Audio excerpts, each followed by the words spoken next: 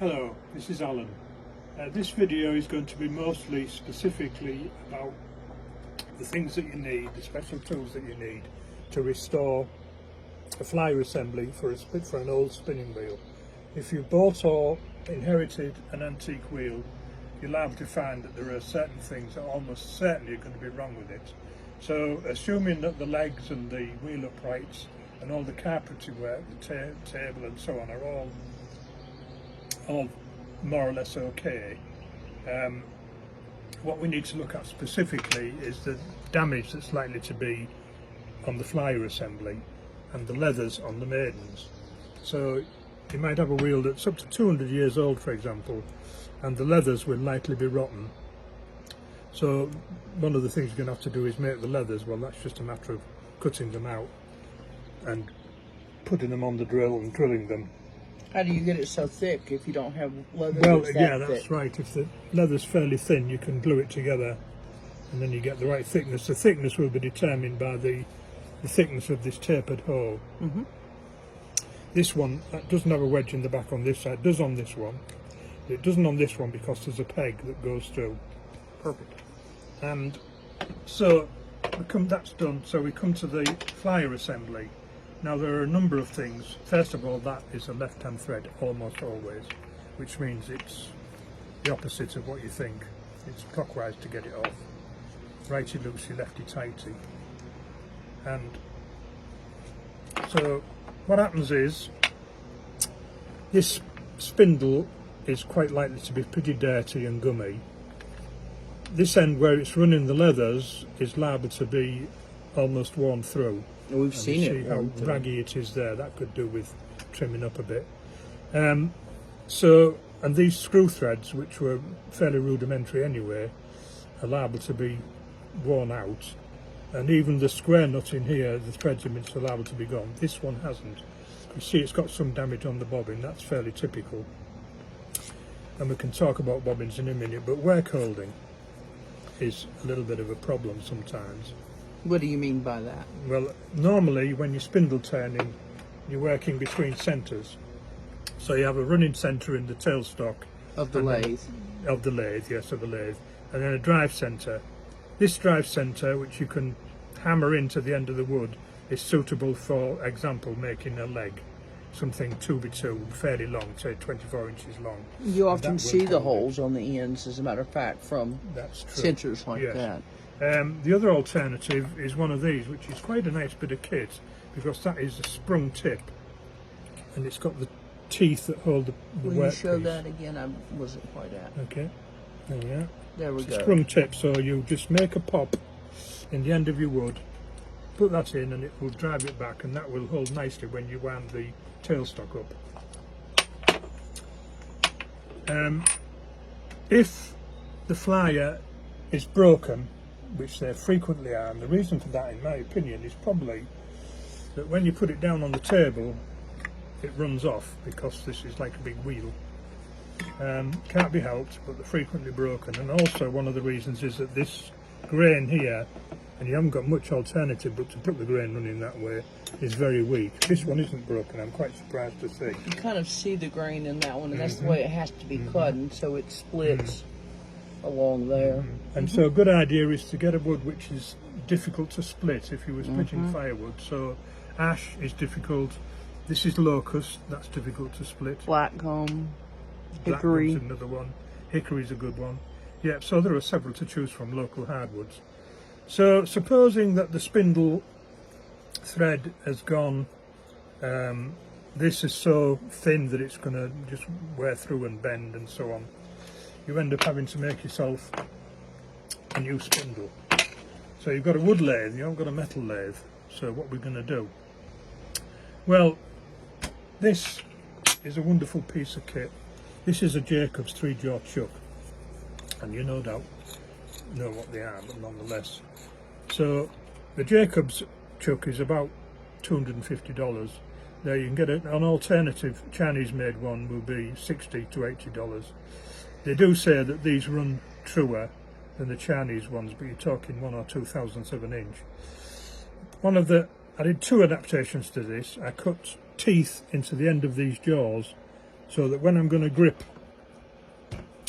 something that needs to push against these teeth, it grips them rather like this. Got something to grip so that the wooden object spins rather than spinning round. However, there's another adaptation. Because you can only go in, let's get this, so I get it in. Because you can only go in so far normally, these have got to stop at the back. Oh, I want to talk about this as well. Some small lathes have a 3/4/16 thread, and that winds on, screws on, and goes right up against the headstock, which is kind of handy. If you have a bigger lathe, which has an 1/8" thread, which I do, then you have to buy this adapter. And it works very well. It brings this about 1.5" away from the headstock, which isn't ideal, but there really isn't any alternative.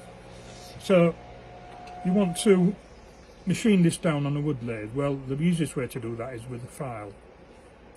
But you don't want to be filing on this. Now, this has got a point on it because I've got a running centre which has a hole in the middle, and I put that point into the running centre, grip it here, and then at least I could work out there. However, it's much handier if you can grip further through. So for example, see that coming through there, what I did, I drilled a 1/4" hole in the back of the chuck.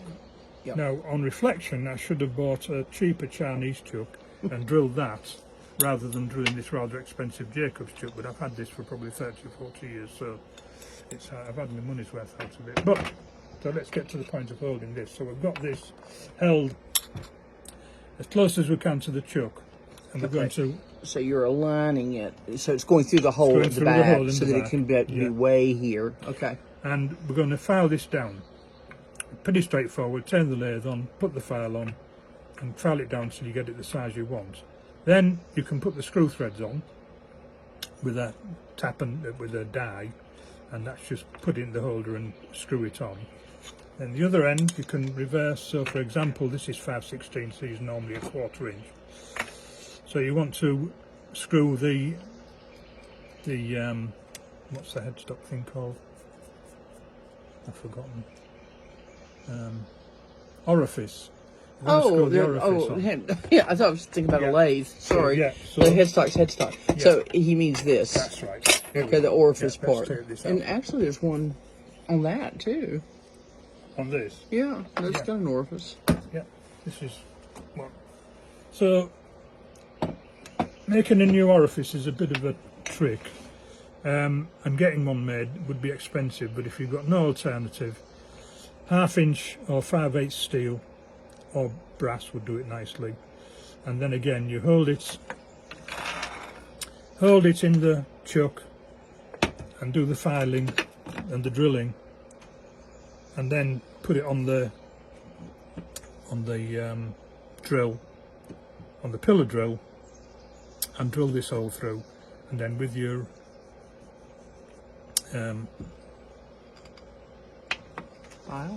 file, yes, you just put this round, and of course this, you put a 1/4" thread, 1/4" 18 thread in there, which screws on to this. That's a normal right hand thread. This, as I said before, is a left hand thread, and that's due to the way people normally spin, so that the wall doesn't spin off, it tends to tighten on. And okay, so I'm going to help them just quickly. So this axle goes to about right here, and then, well, it doesn't matter. It goes to somewhere under the wood where you can't see it, and then this orifice, which is difficult to see on this one, but this orifice section is made separately and screwed onto the axle. And so this is a composite. So this is the axle part like this, and then the orifice, we don't have a separate one here because it's such a bear to make. Don't worry about it. Take this off, hang on, I just want to show you something. So people might think that it was all one piece. So no, so this goes right up to, just up to the inside of that hole, screws into there. Yep. Okay, perfect. Okay, there we are. That way they don't think that you're turning it down from, like, no, 1/2" stock or something. I just wanted to say something about making bobbins. I thought I had an idea once about making the end of this bobbin hexagonal so that it didn't roll off the table when it was on the flyer. However, it occurred to me later that if you fill it up with thread past the thing, as people normally do, it's going to roll off anyway, so that wasn't a particularly good idea. If you've got some timber and you want to make the ends of the bobbin from, and it's thicker than the material you want, which it frequently is, draw your circle, drill your hole, which is going to be 5/8 the thickness of the, or 1/2 inch, whatever, thickness of that centre there. Don't cut the piece of wood round, leave it square, because you're going to run it through on the bandsaw. And I'll tell you something, if you cut it round and try and run it through, you're going to get an awful surprise and probably cuts on your fingers. Bandsaws don't stop when they hit the bone. So you've got this cut into 3 pieces, or whatever sections it is. You pop a centrepiece all the way down, keeping it in the same orientation as you cut it, so this is now 3 pieces. Then you can cut round here on the bandsaw and take this out. Okay, so that centerpiece keeps them aligned. Keeps them all absolutely lined, yeah, and that's just a final little tip. This type of 3-jaw chuck, very nice. This is a number 2 Morse taper. It's adapted from a number 1 Morse taper there, so these things have all been worked out. Okay, so the Morse taper is this. Goes into where the it mounts. headstock, yeah. These aren't particularly useful because if you don't have them trapped with the tailstock and a piece of wood in between, it's going to work its way out. So you cannot work with a free end like this, because this will work out of the headstock. Okay, so interpreting that into non-full turning turn. That one, in order to use this one without it, and I've had this happen, okay, don't forget I did the apprenticeship, so 7 years of my life. In order to not have it work its way out, you have to have a tailstock. Anything will do as a tail. Let's fake it. Okay, we'll turn to push the 2 pieces together, okay? Whereas the Jacobs chuck, expensive or cheap, you still want one. You can grip this, and you don't have to have something bookending the other end of the work, and so you can work with the free end without it being trapped or captured. And with that summary into English, thank you.